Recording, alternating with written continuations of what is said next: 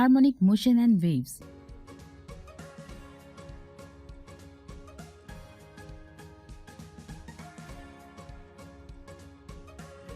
ये कोट है madam Curie की। मेरा नाम मैरी क्यूरी है। मैं वो पहली खातून हूँ जिसने फिजिक्स में डिग्री ली, जिसने फ्रांस से ग्रेजुएशन किया, जिसको नोबेल प्राइज मिला, पहली साइंसदान जिसको 2 नोबेल प्राइज मिले, जिसने सोरबोने में सरबराही की। बिस्मिल्लाहिर्रहमानिर्रहीम। अस्सलाम वालेकुम स्टूडेंट्स। मैडम क्यूरी के लेक्चर 1 सिंपल हार्मोनिक मोशन में खुश आमदीद। जब कोई जिस्म एक पॉइंट के इर्द गिर्द अपनी मोशन को दोहराता है तो इसकी मोशन को ऑसिलेटरी या वाइब्रेटरी मोशन कहते हैं। Simple harmonic motion vibratory motion की एक खास किस्म है।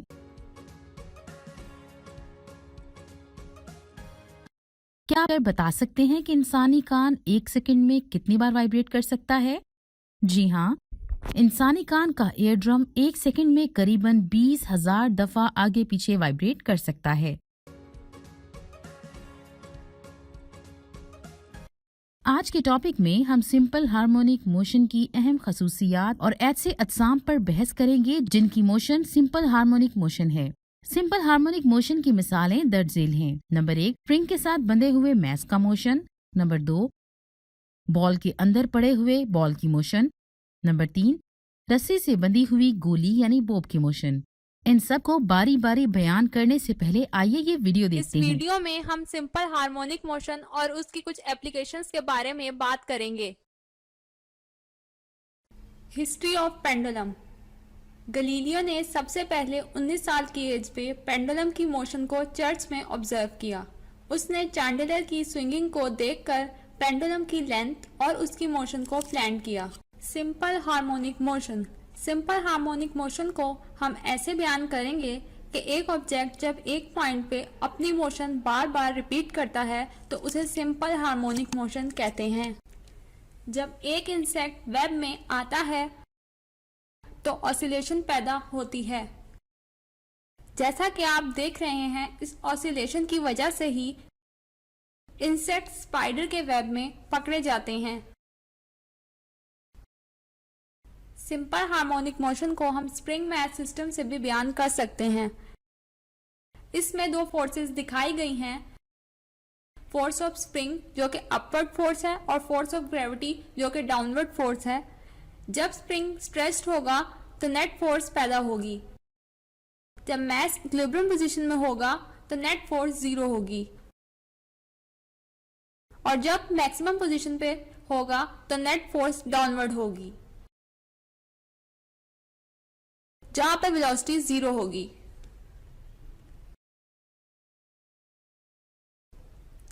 हम देख रहे हैं कि मैस अपनी जगह मीन पोजीशन से कॉन्स्टेंटली चेंज कर रहा है।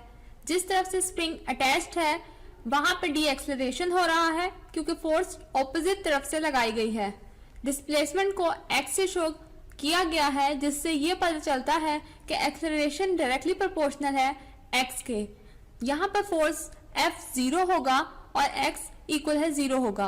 हुक्स लॉ के मुताबिक फोर्स F स्प्रिंग की लेंथ x के डायरेक्टली प्रोपोर्शनल होती है। यहाँ पर k कांस्टेंट है। F इक्वल है kx और अगर फोर्स ऑपोजिट डायरेक्शन में लगाई जाए तो F इक्वल है -kx होगा। अब इस फॉर्मूले को न्यूटन लॉ से कंपेयर करेंगे। F इक्वल है ma। अब हम दोनों को कंपेयर करेंगे। ma इक्वल है -kx, देन a इक्वल है -k/m x, यानी कांस्टेंट अगर हम ना शो करें तो a इक्वल है -x, यानी जितनी बार डिस्प्लेसमेंट होगी उस टाइम पे एक्सेलरेशन भी होगी। अब हम ये देखेंगे कि एनर्जी कैसे मैथ सिस्टम में एक दूसरे में तब्दील हो जाती है। Kinetic energy. काइनेटिक एनर्जी वो होती है जो ड्यूरिंग मोशन एक ऑब्जेक्ट गेन करता है। Potential energy. पोटेंशियल एनर्जी वो होती है जो ऑब्जेक्ट उसकी हाइट और पोजीशन की वजह से गेन करता है। यहाँ पर डबल एरोज को हमने इंटरकन्वर्जेंस से शो किया है। सबसे पहले हम स्प्रिंग मैथ सिस्टम में पोटेंशियल और काइनेटिक एनर्जी के रोल्स बताएंगे। जब मैस पे फोर्स लगाएंगे तो उसमें पोटेंशियल एनर्जी पैदा होगी। पोटेंशियल एनर्जी मैस डिस्प्लेसमेंट पे डिपेंड करती है। यानी जितनी डिस्प्लेसमेंट ज्यादा होगी उतनी ही पोटेंशियल एनर्जी पैदा होगी, और जितनी वेलोसिटी ज्यादा होगी उतनी काइनेटिक एनर्जी ज्यादा होगी। डिस्प्लेसमेंट पोजीशन पे देखेंगे वहां पोटेंशियल एनर्जी ज्यादा होगी और काइनेटिक एनर्जी जीरो होगी, क्योंकि बॉडी रेस्ट पोजीशन पे है। फिर जब हम प्लेसमेंट पोजीशन से वापस आएंगे तो डिस्प्लेसमेंट जीरो हो जाएगी और पोटेंशियल एनर्जी भी जीरो हो जाएगी। अब तमाम पोटेंशियल एनर्जी काइनेटिक एनर्जी में कन्वर्ट हो जाएगी, तो इसी तरह सिस्टम में एनर्जी हर पोजीशन पे कंजर्व रहेगी। क्या आप जानते हैं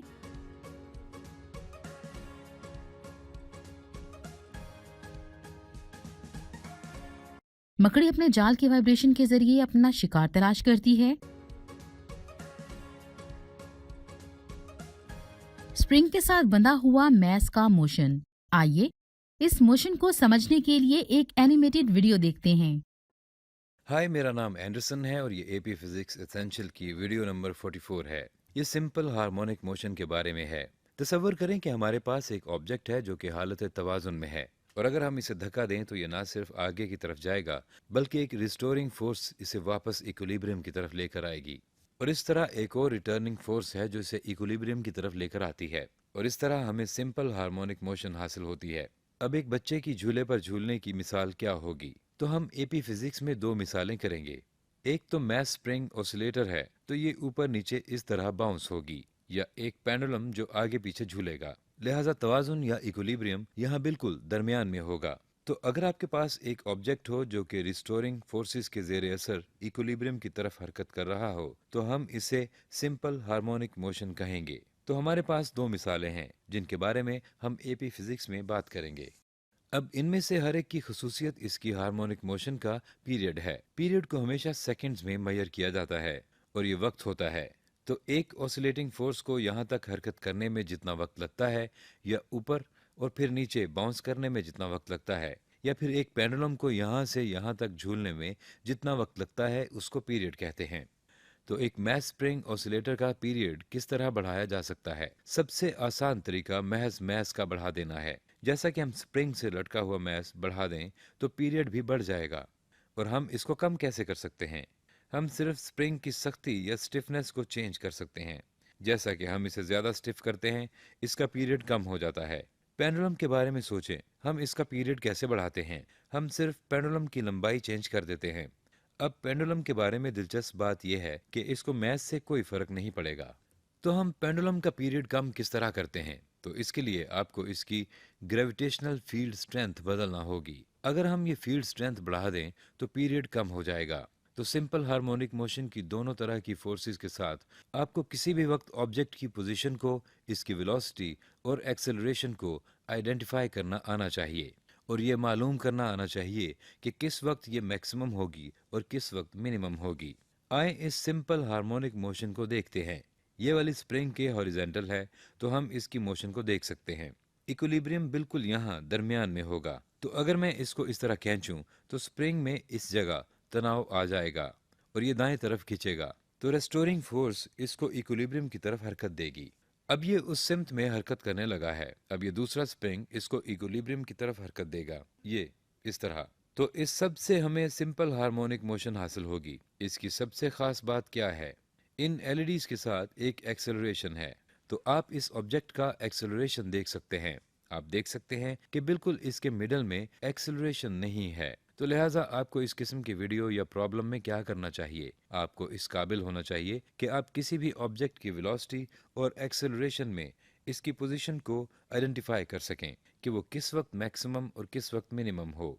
तो आए इस सिनेरियो को इस्तेमाल करते हैं। मैं इस ऑब्जेक्ट को बाएं तरफ खींचूंगा और इसको जाने दूंगा।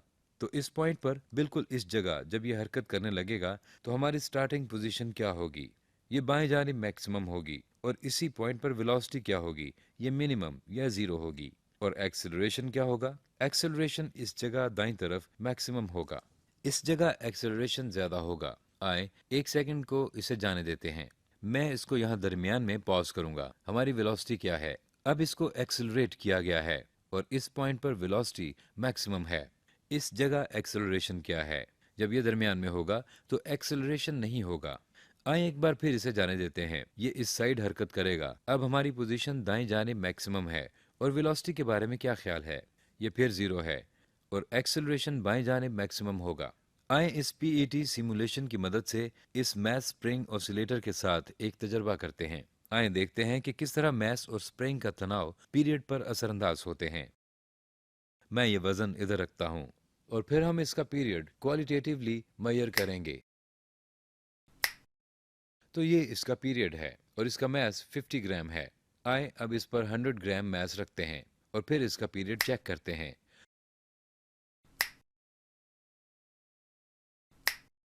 तो आप देख सकते हैं कि ये आहिस्ता हो रहा है। अब अगर हम इसमें मजीद इजाफा कर दें, आए इसको 250 ग्राम करते हैं।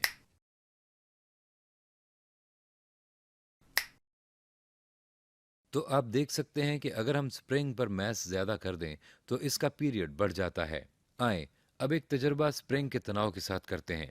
इसको स्प्रिंग कांस्टेंट कहते हैं। मैंने इसको पहले से ज्यादा स्टिफ कर दिया है।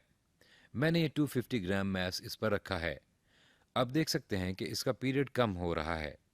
लिहाजा स्प्रिंग के तनाव को बदलने से हम पीरियड को कम या ज्यादा कर रहे हैं। अब आए स्प्रिंग के तनाव को कम कर देते हैं। आप देख सकते हैं कि इसका पीरियड बहुत ज्यादा हो गया है।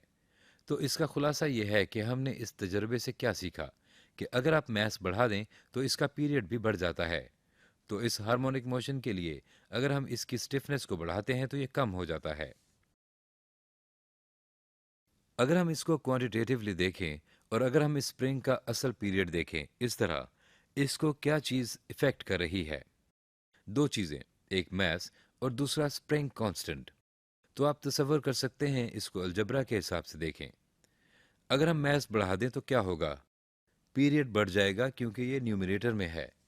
अब अगर हम स्प्रिंग कांस्टेंट को बढ़ा दें तो क्या होगा? तो ये जितना तनाव में आएगा ये नंबर डिनोमिनेटर में बढ़ जाएगा। तो हम देखेंगे कि पीरियड कम हो जाएगा। आए इस पेंडुलम को पीईटी सिमुलेशन में दोबारा देखते हैं। तो मैं इसको इस तरफ हरकत दे रहा हूं और इसको 30 डिग्री के जाविये से छोड़ूंगा और यहाँ छोटा सा फोटोगेट टाइमर है। तो मैं इसका वक्त देख सकता हूँ जो ये अपनी असल हालत तक आने में लेगा। तो हम देख सकते हैं कि इसका पीरियड 2.862 है। अब मैं इस पेंडुलम की लंबाई कम कर दूंगा और सेम एंगल से इसको ड्रॉप करूंगा। आप देखेंगे कि अब इसका पीरियड कम होगा। ये 2.415 है। आए अब मैं इसे और कम कर देता हूं। मैं इस वजन को 30 डिग्री के जाविये से फेंकूंगा। मैं इस फोटो टाइमर को सेट कर लूं। अब पीरियड कम होगा। जैसा कि हम लेंथ को कम करेंगे तो इसकी स्पीड बढ़ जाएगी और पीरियड कम हो जाएगा। अब देखें क्या होगा जब मैं इसका मैस चेंज करूंगा। 30 डिग्री के जाविये से ड्रॉप करूंगा और फोटोगेट टाइमर को सेट करूंगा। तो आप देखेंगे कि इससे इसके पीरियड पर कोई फर्क नहीं पड़ेगा। लेकिन याद रहे कि यह ग्रेविटेशनल फील्ड स्ट्रेंथ है। आए अब मैं इसको मून पर चेंज करता हूं। आप देख सकते हैं कि पीरियड बढ़ रहा है और ये आहिस्ता हो रहा है। मैं इसको जमीन पर बदलता हूं। अब इसकी रफ्तार बढ़ रही है। क्या होगा अगर हम इसे जुपिटर पर करें? इसकी स्पीड बढ़ रही है और अगर हम कुछ ना करें तो ये इस तरह हरकत करता रहेगा। तो अगर हम इसको क्वांटिटेटिवली देखें या बल्कि क्वालिटेटिवली देखें, अगर हम इसकी लंबाई बढ़ा दें तो पीरियड लंबा हो जाता है और अगर हम ग्रेविटेशनल फील्ड स्ट्रेंथ बढ़ा दें तो पीरियड कम हो जाता है। अगर हम इसको अलजबरा के हिसाब से देखें तो इस मुसावात में लंबाई टॉप पर होगी। याद रखें, जब हम लंबाई में इजाफा करेंगे तो हम इस पेंडुलम के पीरियड को बढ़ा रहे हैं। और क्या होगा अगर हम ग्रेविटेशनल फील्ड स्ट्रेंथ बढ़ा दें? तो इस पेंडुलम का ओवरऑल पीरियड कम हो जाएगा। तो क्या आपने ये प्रिडिक्ट करना सीखा कि कौन सी प्रॉपर्टीज सिंपल हार्मोनिक मोशन पर असरअंदाज होती हैं? फिर ये रिस्टोरिंग फोर्स है जो इसको इक्विलिब्रियम की तरफ ला रही है। क्या आप ये जानने के लिए कि पीरियड पर कौन सी खसूसियात असरअंदाज हो रही हैं, कोई चीज डिजाइन करके डाटा कलेक्ट कर सकते हैं? स्प्रिंग में तो ये मैस है और स्प्रिंग की स्टिफनेस। अगर हम पेंडुलम को देखें तो ये लंबाई और ग्रेविटेशनल फील्ड स्ट्रेंथ है। और आखिर में आप क्वालिटेटिवली देख सकते हैं कि अगर हम लंबाई बढ़ा दें या ग्रेविटेशनल फील्ड स्ट्रेंथ बढ़ा दें तो पीरियड पर क्या फर्क पड़ेगा। मुझे उम्मीद है कि ये सब फायदेमंद था। क्या इस वीडियो को देखने के बाद आप बता सकते हैं F = -kx बयान किए गए फॉर्मूला में k किसको जाहिर करता है? जी हाँ, k की मिकदार स्प्रिंग के सख्तपन की पैमाइश है।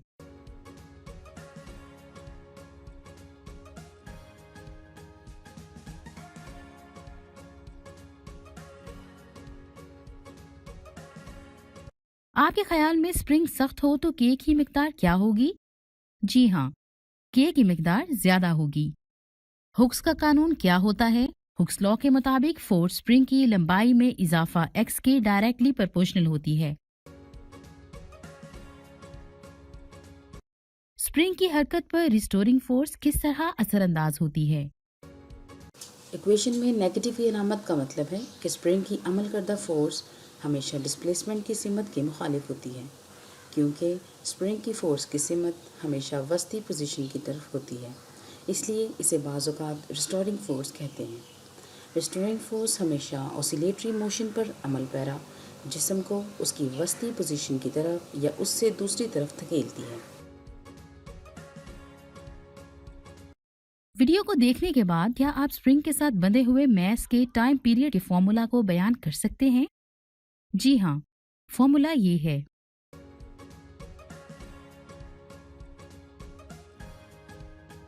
T = 2 पाई m/k अंडर रूट। यहाँ लेते हैं एक छोटा सा ब्रेक।